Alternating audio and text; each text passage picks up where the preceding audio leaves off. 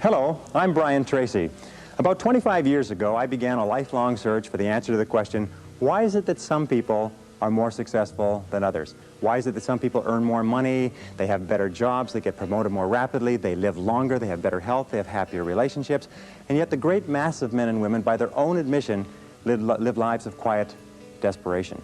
Well, I studied this over and over again. I traveled in over 80 countries on 7 continents. I have learned and spoken 3, 4 different languages. I have spent over 30,000 hours studying, and I've come to a very simple conclusion, that successful people are those who do things differently from unsuccessful people. I've also come to another conclusion, is that you or anybody can be far more successful at life or at anything that you want if you will simply learn how and practice it over and over again until it becomes a habit.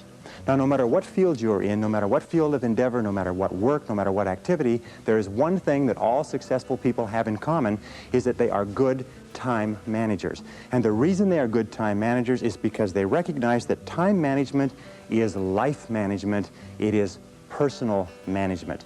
I have never seen an example in the hundreds, thousands of biographies and autobiographies I've studied of successful men and women where the individual has not been well organized and efficient and valued and used their times well. Successful people, winners, use their time well. Losers do not.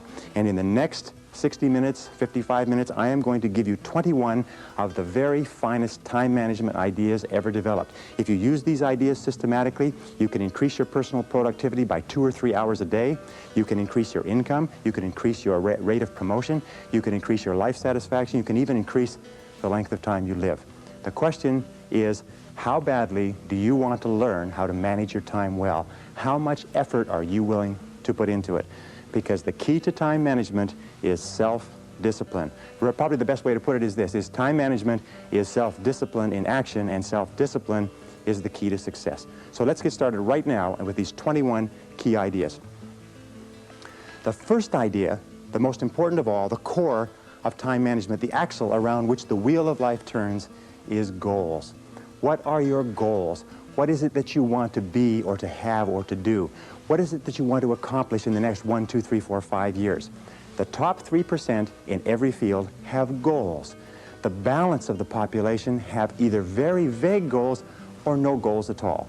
So the question you have to ask yourself is, who am I? Where am I going? What do I want to accomplish? And there are 3 major areas of goals that you have to think about. The first is your personal and your family goals. These are the reasons why you're alive. What do you want to accomplish for yourself and for your family? Write them down. Define them clearly. The second set of goals that you have to ask is your business, your career, your financial, your material goals. What is it that you want to accomplish in the external world? Where do you want to make your contribution? The third type of goals you have to ask about are your self-development goals. And in my estimation, your ability and your willingness and your tenaciousness in developing yourself is the key to accomplishing everything else. So here's 3 questions that you can ask. The first question is, what would you do? What would you set as a goal for yourself? What would you want to be or have if you just won $1 million in the lottery? What would you do if you just won $1 million? If you had all the time and money, you're completely free to decide to do anything you wanted. If you won $1 million, what would you do differently? Think about that. Hold that in your mind. The second question is, what would you do if you just learned today that you only had 6 months to live? What if you only had 6 months to live? What would you stop doing? What would you do more of? Who would you spend time with? Now, the answer to that question is very interesting because what it tells you is what you really value. What is really important to you? And what we have found is that self-esteem, satisfaction, happiness in life comes from getting your goals and your activities congruent with your values, with your priorities, with what you consider to be really important. Now, here's the third question. The third question is, what one great thing would you dare to dream if you knew you could not fail? If you knew beyond the shadow of a doubt that you could not fail, what one thing would you set as a goal for yourself? Because sometimes answering that question will tell you the one thing that you've been put on this earth to accomplish. One final point with regard to goals is that goals must be in writing. You must write them down, you must rewrite them, you must define them, you must redefine them. The top 1% of successful people in every area have very clear, specific, written goals. And most of them carry their goals around with them. So let's go from goals as the core of success to point number 2, which is organized plans of action. In an interesting study, or a variety of studies that have been done, they've come to the conclusion that organized plans of action are the key to all success. In fact, action without planning is the cause of every failure. Action without planning is the cause of underachievement. Action without planning is the cause of frustration, time wastage, anxiety, stress, and lack of success in life. So organized plans of action are critical. Now, what is an organized plan of action? An organized plan of action is where you take your goal, you take your objective, and you write out every single step that you're going to have to follow in order to accomplish that objective. You write it out and you list all those plans of action, all of those different activities, and you organize them together into a plan that you can then implement on a day-to-day basis. You decide which has to be done first and which has to be done last, which is more important, which is less important.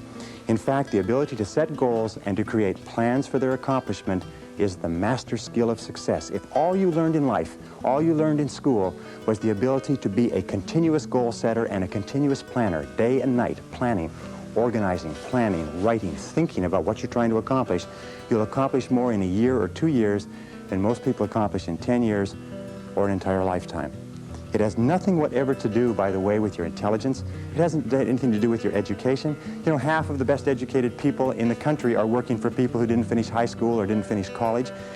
I wrote an article for a major publication not long ago which said that if you do not have clear goals for your life, you are condemned forever to work for those who do. You see, in life it's very simple. Either you are working toward the accomplishment of your goals or you're working toward the accomplishment of other people's goals. Very important. Now, the third point in excellent time management is analysis. Make a list. In fact, it's been discovered that if you make a list before you begin any task or job, you will immediately improve your productivity by 25%. How do you make a list? Well, you make your list for the week, the Sunday or the Saturday before, and you make your list for each day the evening before. And you always work from a list. Now, why do you make it the evening before? The primary reason is if you make a list the evening before, the subconscious goes to work on your list while you're asleep. And during the night, the subconscious will solve problems and bring insights to you. You'll wake up in the morning with insights, ideas, intuitions, answers that will make your day more productive. Now, the second reason that you use a list is because if you don't have a list, it's like driving down the street in a car with no steering wheel. You just drift, and every bump, every interruption, everything that happens sets you off in a different direction. A list gives you a track to run on for the entire day. Another reason that you use a list is because with a list, you can analyze where you are. You can tell what is more important and what is less important. You can tell what is irrelevant, what can be delegated, what can be delayed, what can be put off.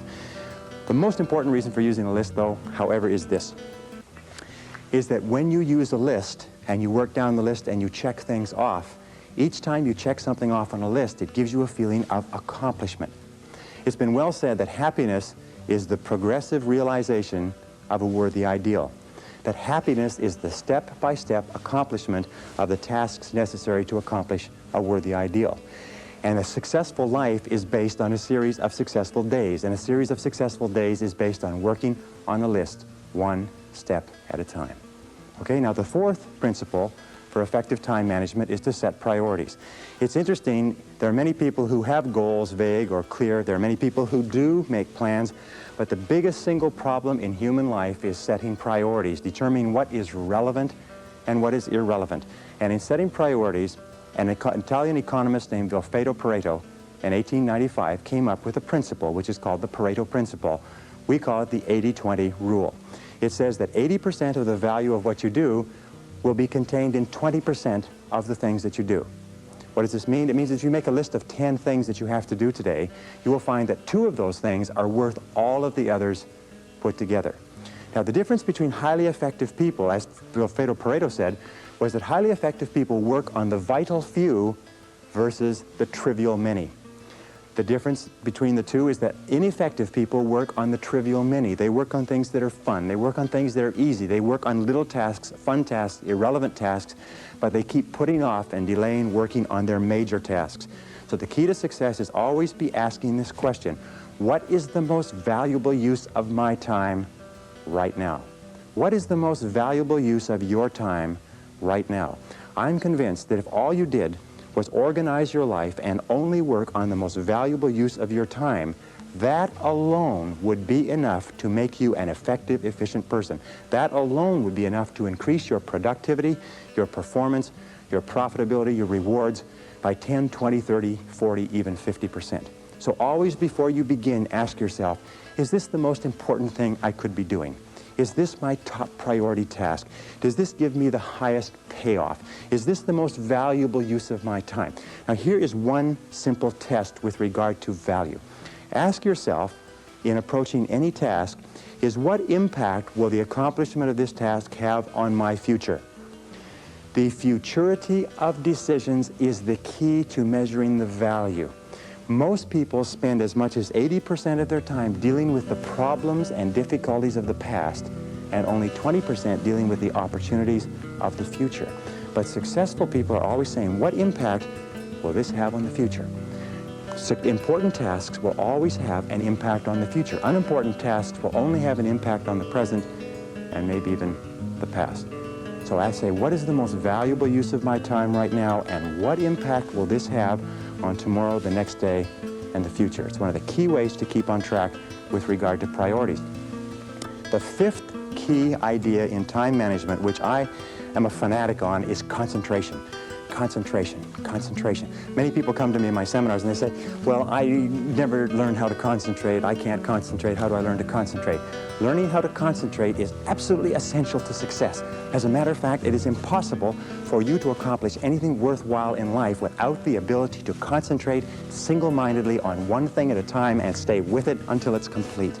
In fact, time and motion studies have shown that if you start a task and you put it down and you come back to it and pick it up and start it and put it down and come back to it and pick it up, that it will take you as much as 500% of the necessary time to do a task than if you picked it up and carried it through. Alec McKenzie, great time management expert. Alec McKenzie calls this single handling.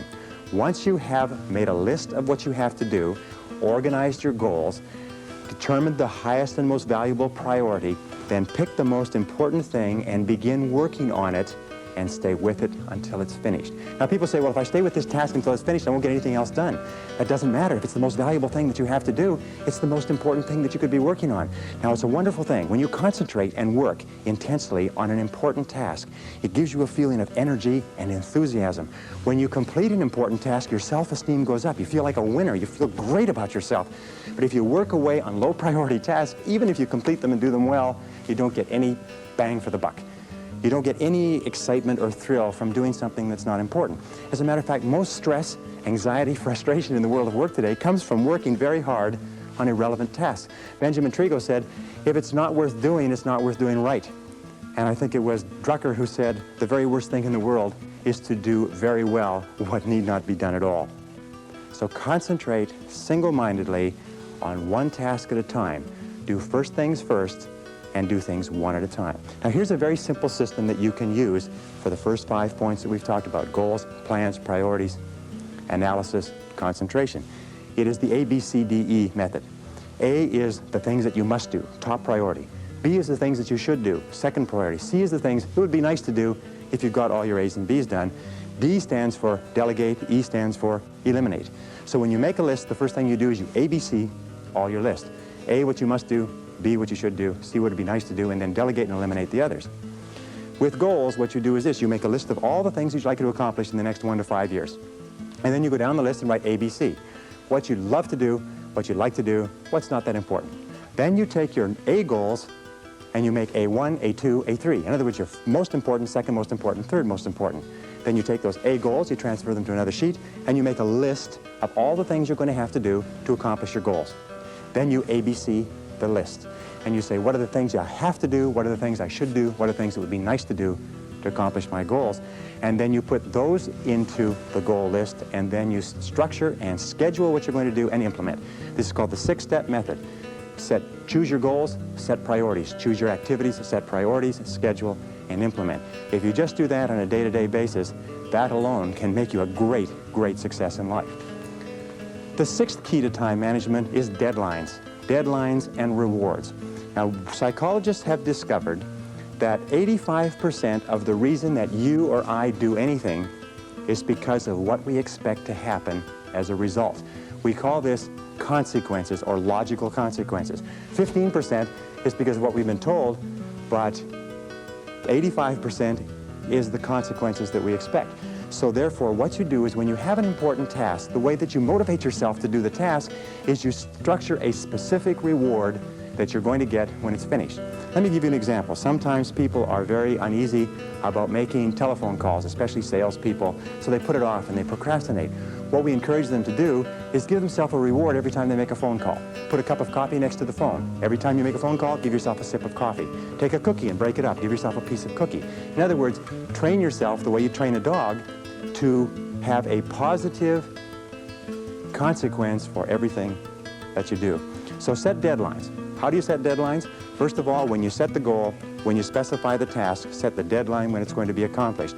Always set the deadline with lots of room to spare, and always try to finish before the deadline. Tell other people that you're going to finish by this deadline. Promise others that you'll have your work done. It's a powerful way to act as what is called a forcing system. A forcing system is something that motivates you to stay at it. Because if you don't set a deadline and give yourself a forcing system, you fall into the trap of what is called Parkinson's law. Now, Parkinson's law says that work expands to fill the time allotted for it.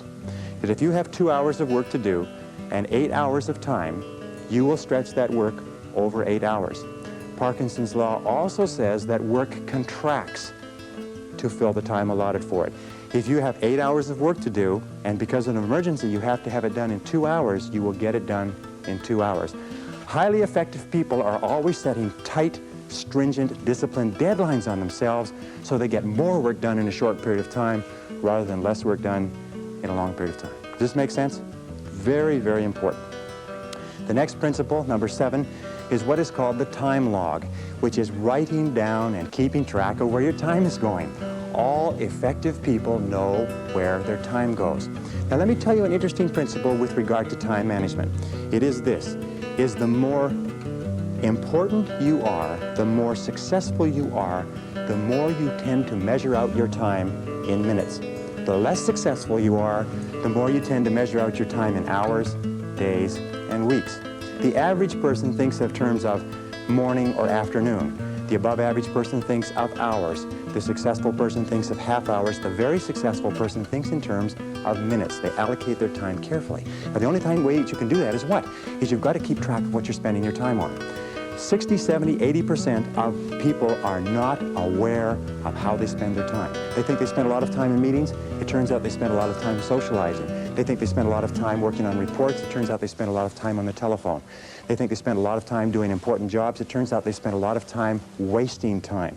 So keep a time log, or just keep a sheet, and whenever you have a chance to look at your watch, write down what you're doing at the time. Or have somebody else watch what you're doing and feed back to you how you're spending your time. And then you have to ask, is how I'm spending my time consistent with my major goals, my top priorities, my high payoff tasks? And you'll find that it's not. And you'll also find that you feel frustrated and you feel stressed if you are not working your time on the things that you're supposed to do. So keep measuring your time, logging your time, analyzing your time. How am I spending my time? Am I spending my time on the things that are important to me? Am I spending my time on the things that give me a big payoff? And if you're not, keep adjusting and modifying your schedule.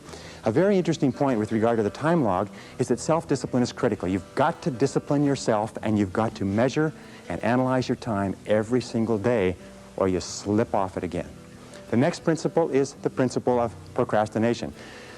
Overcoming procrastination is absolutely critical, but there's two kinds of procrastination. There's positive procrastination and negative procrastination. Positive procrastination is when you procrastinate on doing low priority tasks. It is when you procrastinate on doing things that do not contribute very much to your major goals. Negative procrastination is when you procrastinate on what is called your most important tasks. Now there's an interesting point, is that their tasks are either urgent, which means they have to be done now, or they are important, which means they don't have to be done now, but they have a very high impact on your future. We have a natural tendency to always do what is urgent rather than what is important.